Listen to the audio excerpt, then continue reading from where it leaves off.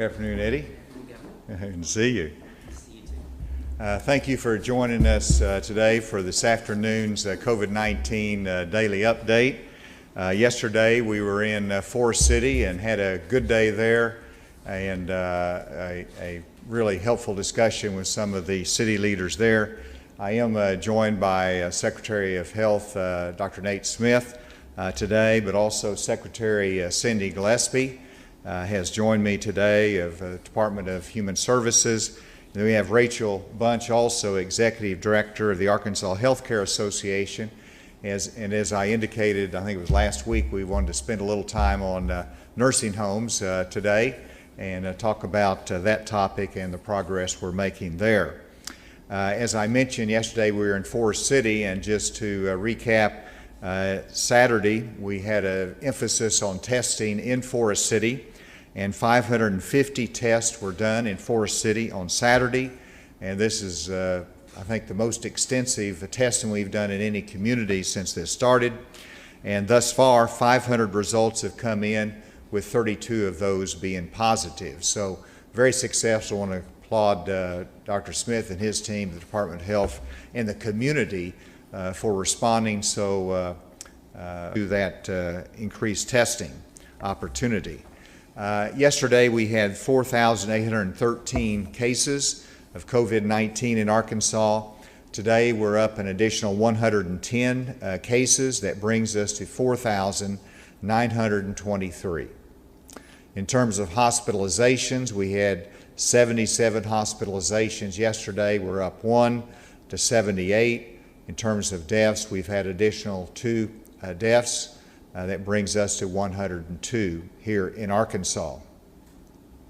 If you look at the graphs, you'll see this result, the number of new cases in Arkansas, and the last one, as you can see, being the second highest in terms of the community. I noted that, and I'm sure you're noting that as well, which reflects increased testing, but also the fact that we have still work to do in Arkansas, and it's a reminder to be careful. The next chart is the 7-day rolling average, which still keeps us on a good trajectory, although we'd like to see that go down more. And then the next one is the number of active cases in Arkansas, which mirrors really the portion of the current cases, the cumulative cases we have, minus those that have recovered, gives us the active cases, as you can see. And then these are reflecting the number of hospitalized COVID patients. Again, our peak was about 110, and we're down less than 80 at time at 78. And then with that, I just want to remark that we continue the effort for 60,000 tests in the month of May. And in May, thus far, we've had 39,700 tests, so we're on our way toward our 60,000 goal. Yesterday, we had 3,014 tests with a positivity rate of 1.5%.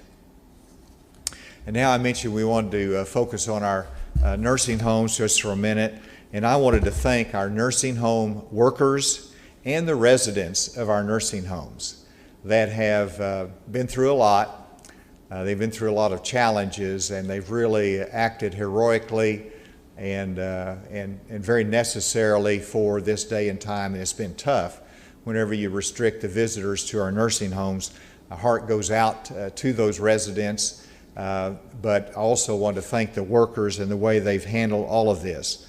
In each instance, Dr. Smith has deployed a rapid response team and strategy for our nursing homes whenever we get a positive case that reduces the spread and it saves lives. This aggressive approach in the nursing homes is what is the successful and the right strategy in terms of testing.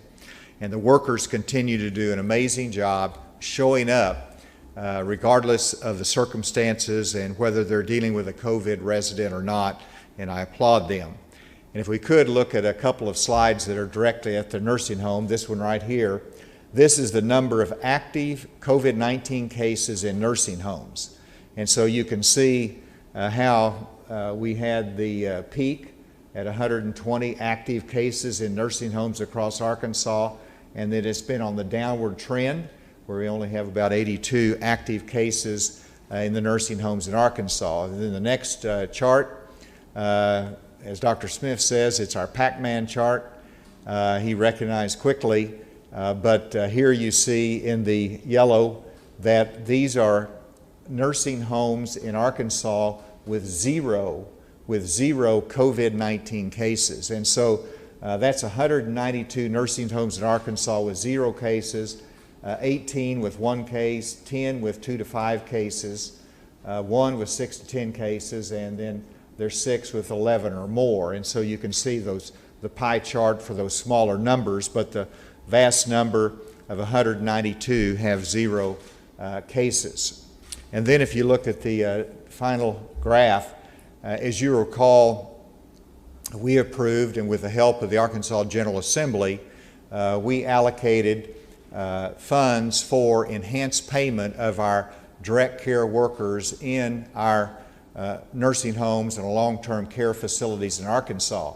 And so the first payments went out on May 1, 2020 of $1.7 million, then processed to be paid on May 8th, May 15th, and May 22nd, which is still one coming, but all of these have been approved and processed.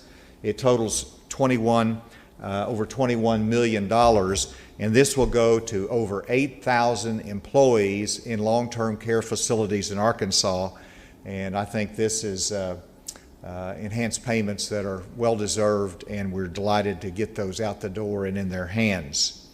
I did want to make one announcement today, and that is looking to the future in terms of our nursing home care and the protection and safety of our nursing home residents and staff. Beginning June 1, our goal is to test every nursing home resident and staff person in a nursing home facility in Arkansas. This will result in approximately 40,000 to 50,000 new tests simply by testing staff and nursing home residents next month in June in those facilities. If you add to that, of course, our routine testing, you're going to see a very large number of tests next month here in Arkansas. This additional testing will better protect our nursing home residents, it will protect our staff, and it'll give confidence to our staff, our residents, that we're doing everything we can to make sure that there is no spread and contagion in these facilities. And so I want to compliment Dr. Smith for developing these plans, and I also want to express appreciation to the Health Care Association and Rachel Bunch, because they've been an extraordinary partner in making sure that the care is provided, and it's been a good team effort. So, Dr. Smith.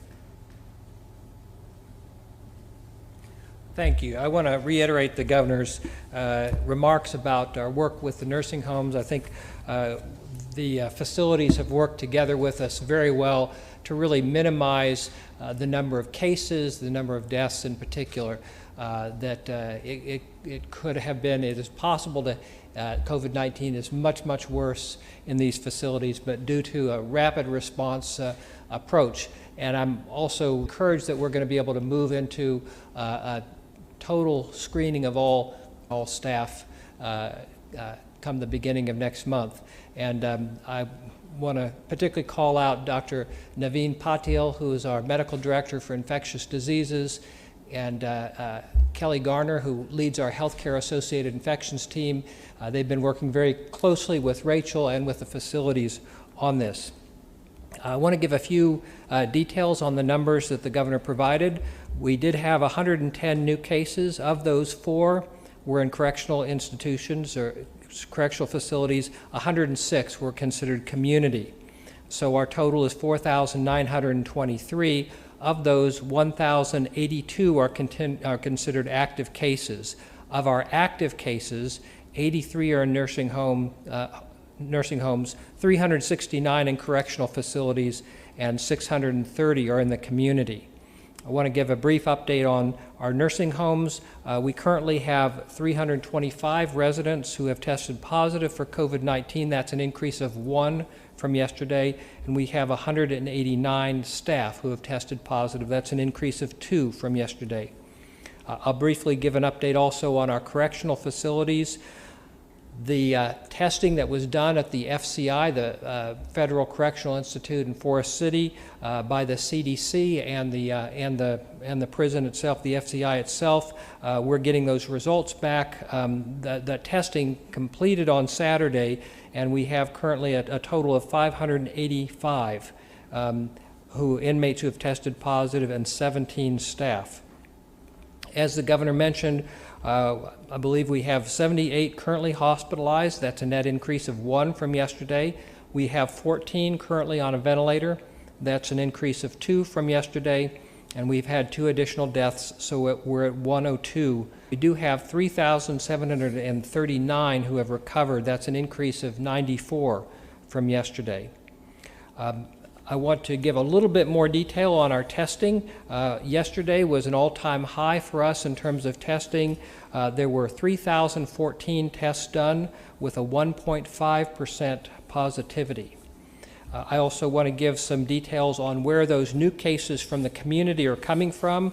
We had 3 counties with more than 10 new cases. Pulaski County had 19 new cases yesterday. Sevier County had 14, and St. Francis County had 13.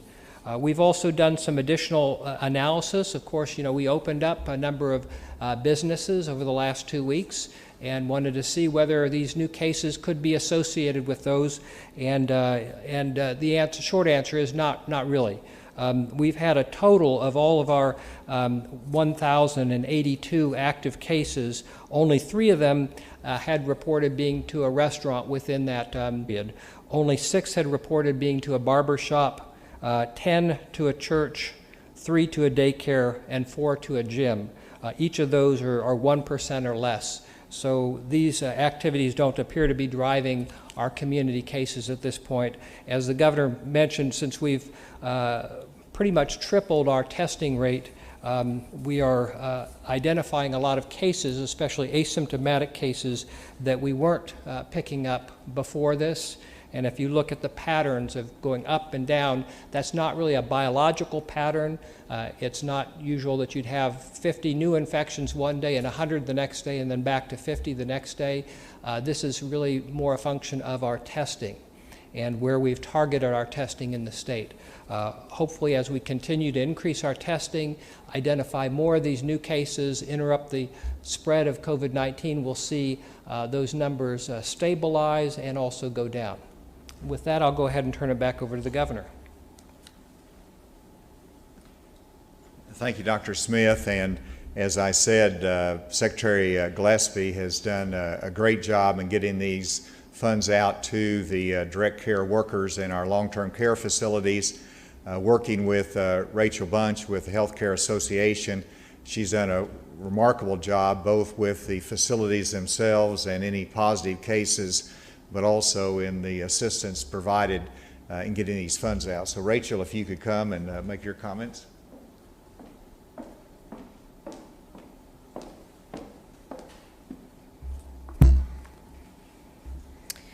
Thank you for the opportunity to provide a status update today on long-term care in Arkansas.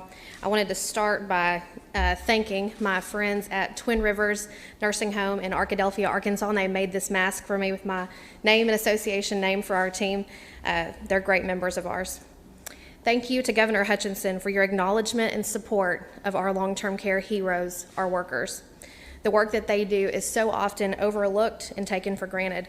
Your recognition and innovative incentive payment program means so very much to them, and the work that they do, it further reinforces their important purpose. The people who reside in our long-term care facilities include our precious grandparents, aunts, uncles, veterans, teachers, and they deserve our very best. One of my members often reminds me, we can't pay our staff what they're worth. We are indebted to these people, and the state of Arkansas is indeed indebted to them as well. They're at the bedside of our most elderly citizens every day. Many of these jobs aren't glamorous, yet our staff remain dedicated. They know now that housekeeping, laundry, dietary, and nursing are important now more than ever. Many of our staff members have volunteered for extra shifts during this time, covering for coworkers who might have contracted the virus or their family members might have contracted the virus, and they've made family sacrifices to keep coming to work. As a state, we have not only met, but we continue to exceed our minimum staffing requirements. Unlike many other states, we are not in a position to have to rely on workers who test positive to work in our facilities, and we hope that we don't get to that point. Through Governor Hutchinson and our legislature, these incentive payments make a real difference to many of our workers who are single parents, and many of those workers are now the only source of income due to the virus affecting their household. I wanted to talk briefly about testing. As the governor and Dr. Smith mentioned, our state has taken a proactive approach to testing in long-term care that's different than many other states. Anytime we have a positive worker or resident, we test the entire building, not waiting for other people to become symptomatic. I would also like to thank Dr. Patil, Kelly, and Pam with their team at the Department of Health, as they've been available to help us bridge the gap many times on nights and weekends to assist us with testing and giving us space in their lab when they have a quick need to respond. This approach has allowed us to identify positive asymptomatic workers and patients early so that we can move patients to areas that are unaffected and send those workers home until they get well. We will continue to work with private labs and the health department and are working together on the appropriate plan for statewide testing. As the governor mentioned, the administration released guidance this morning on nursing home reopening and plans for testing, and we'll be working with those, as we know family members in the community are beyond ready to come and see their loved ones. On a positive note, we've been working closely with the health department tracking these affected facilities and cases. A few things to note that I'm particularly proud of. One, 72 of our long-term care residents have now recovered. There are many stories I could tell you about all of these 72 people, but one in particular at the Walnut Ridge Nursing Home is a resident. She's 100, had coronavirus, recovered, and has now moved back into her regular room. That's a big success. Two, 189 of our healthcare workers have recovered. Next, 19 of our facilities have been moved off of the list of active cases. This means that they have minimized or eliminated the spread of the virus that was living within their walls with a resident. This is an incredible accomplishment, and the work that they're doing is really paying off. 19 facilities have now come off of this list. And finally, to put our numbers into perspective, while any case in long-term care is one too many, the number of current positive residents in Arkansas reflects 1.4% of our total population and just 0.7% of our staff members. This has been an incredibly difficult time for our facilities, and we appreciate the community support across the state. We have been so touched by the meals for the staff, community events, and so many of the really sweet parking lot prayer services. Just to name a few, the Newton County Nursing Home, which is a rural part of the state, they had an event, parking lot prayer service. Over 50 vehicles gathered in the parking lot there, flashing their lights, holding up homemade signs of encouragement for their staff and residents. Bellevue and Monticello had a community parade last weekend, antique car show, members of the community driving by to wave at their loved ones. Pastors from the Ashdown area held a special prayer service surrounding the Little River Nursing Home. This is far from over and something that will likely change long-term care as we know it in Arkansas. There's a lot of work left to do on PPE, testing, and adjustments to our operations. While we are tired, we remain dedicated to the people that we serve. Thanks again, Governor, for your acknowledgement of our heroes who are fighting this invisible battle, our long-term care staff. Terrific. Thank you so much, Rachel. And with that, we will turn it open for any questions. The new cases, are any of those related, or related to a certain facility or anything like that? Dr. Smith? You asked about we've had one new resident, and that was at Lakes of Maumelle. I guess in terms of like Sevier County, where there was 10 or so cases, and it's a pretty small county, were any of those related to each other? short answer is I don't have the details on those 10 new, but we do know that there was work-related outbreak at the Pilgrim's Pride plant in DeQueen, and there are 6 active cases there. So it's possible that some of those may be related to that, but I don't have that level of detail yet.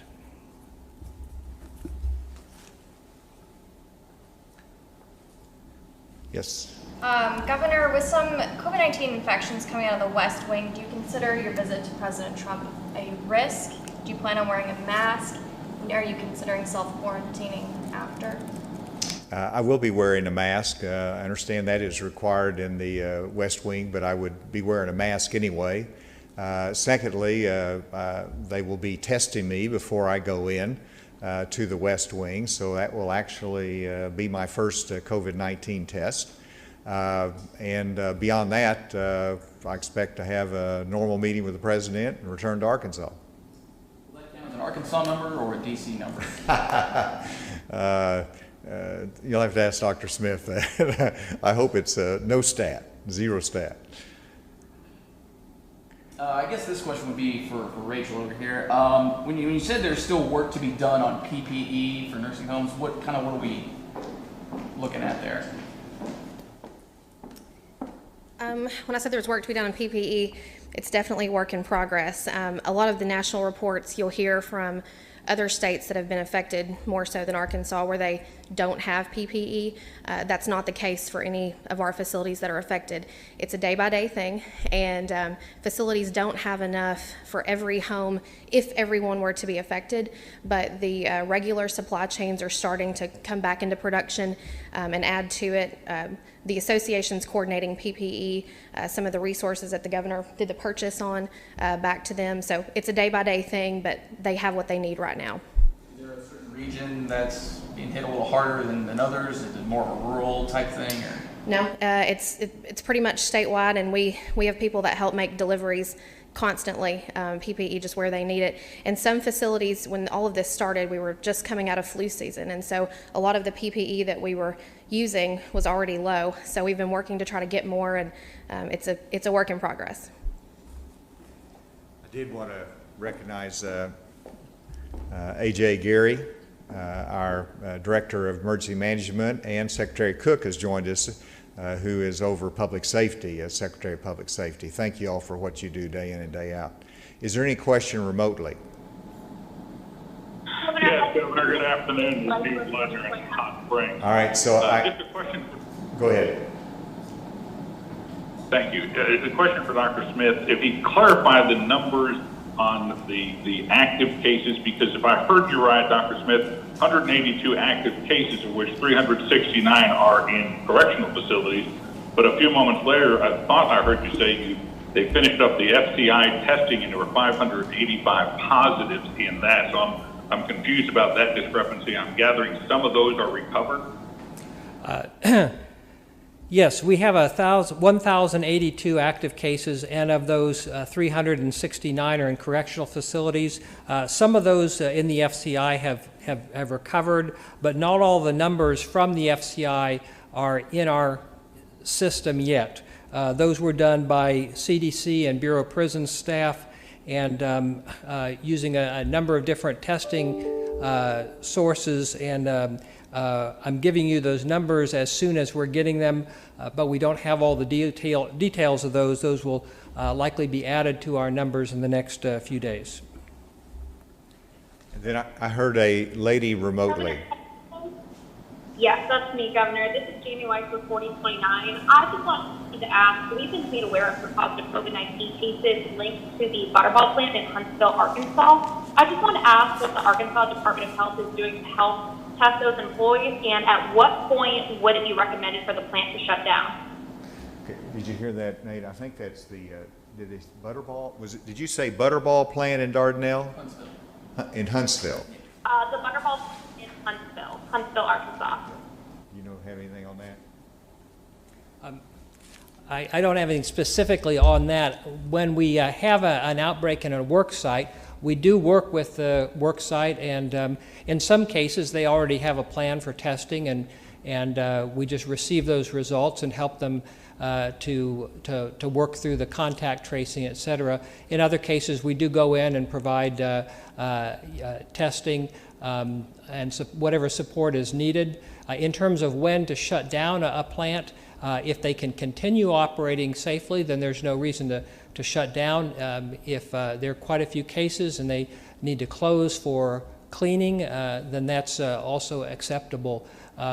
Usually we don't have to close a plant down for a period of time unless there are just so many people sick they can't continue to function.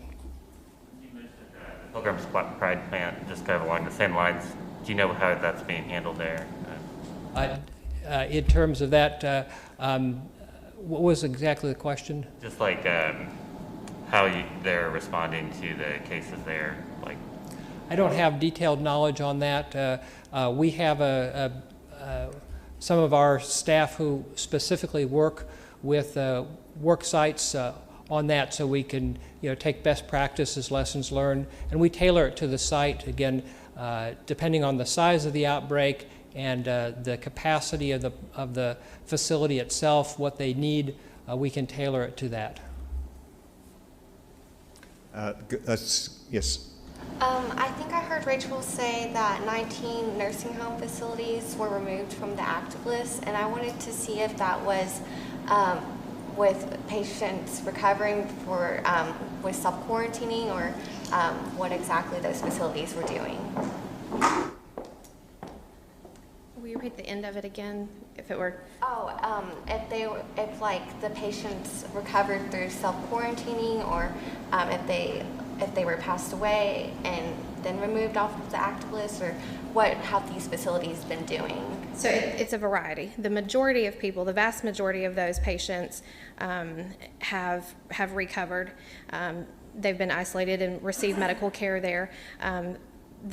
Some of those patients might have gone to a hospital. That's a smaller number. Some have passed away. That's also a smaller number facility, and then they're able to move back to their other part.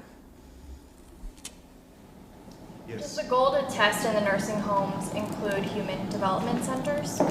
That is part of the goal, yes. Is there one more question remotely, and we'll be...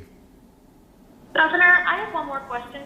I was looking for an update about the data breach with the website. Has an arrest been made, or any news on when that website's going to be back up and running officially? A good question, and there's two priorities that I have and my team has, and that is, one, to make sure that the site is secure to protect all of the applicants' personal information, and then once that's done, to get the money out the door for those that have been approved. And so that's a step-by-step process that they're working very, very diligently on. I can't give you a time frame on that. We have sent an email to the applicants to make them aware of where we are on this, but we've got to make sure that the system is secure, and then secondly, we want to go through the process to get those checks out the door that people are really in need of. Governor, I have a question. This is Jacqueline Froelich at KUAF Public Radio. I have a question regarding the guidelines issued for elective dental services May 11th. There's a letter that was submitted by the Arkansas State Dental Association, a legal complaint saying they applaud the spirit behind Secretary Smith's efforts, but say that the directive is burdensome, and that dentists have followed strict protocols to stop the spread of infectious diseases historically, and they say that it's caused needless confusion, frustration, and harm. Have you seen the letter, and have you responded, sir? I did receive the letter. I have remarked that the letter that I received from the attorney for the Dental Association was the first notice that we had that there was any issue out there. Dr. Smith set up a dental advisory board that I met with, and that was based upon that discussion. The date was moved forward from May 18th to May 11th at really the request of the dental and the assurance that they had sufficient PPE. Since then, through this letter, additional questions have been raised, and it's my understanding that the Dental Advisory Board is going to meet again to consider those issues and to consult with Dr. Smith on that. Dr. Smith, did you have anything to add? Actually, the COVID-19 Dental Advisory Group met last night. I have not yet received a summary of that, but when I see that, we'll look at whatever adjustments might be needed. It sounded like some conversation needed to happen between the Dental Association and the Board of Dental Examiners. Part of the purpose of that group is that instead of lobbing letters over the wall at each other, people sit down and just talk through these issues and come up with solutions. Let's come back to the table here. Jay. So in terms of the PUA website, is everything on pause right now, or are those applicants that have already gone through some of that process, are those being processed in order to get money out to them? No, it's on pause because we want to make sure that it's secure and that it will be taken off of pause once we have the third-party forensic expert that comes in and gives us their report and analysis. Then we make a determination to take it off pause and to go through the final step of verification and hopefully getting the checks out. Last question. Funding for the PUA website come from specifically? For the PUA website, that would come, and I will have to get you information on that because I'm having to think through the PUA funding comes from the federal government. They sent the money for that allocation. And then in terms of building the site itself, that may be reimbursed by the federal government, but I can't speak to that 100%. We very well probably advance that from our existing budget with hope that that will be repaid. Whose responsibility was it to prevent a data breach, the state or the developers? Well, I mean, the state is the ultimate one responsible, and we hire a contractor, and obviously the contractor has its responsibilities and to make sure that they do it in a good and using best practices to get it done. What's important is those two priorities that I said, which is let's make sure the data is secure. Secondly, let's make sure we can get these checks out the door. And then there's going to be a lot of time in which we're going to be able to assess how it worked, how it didn't work, what could have been done better. If you're in government, you're going to learn something every day. And I learn something every day as to how we can do things better. And I'm sure there'll be a lot of lessons learned through this process as well. Thank you very much.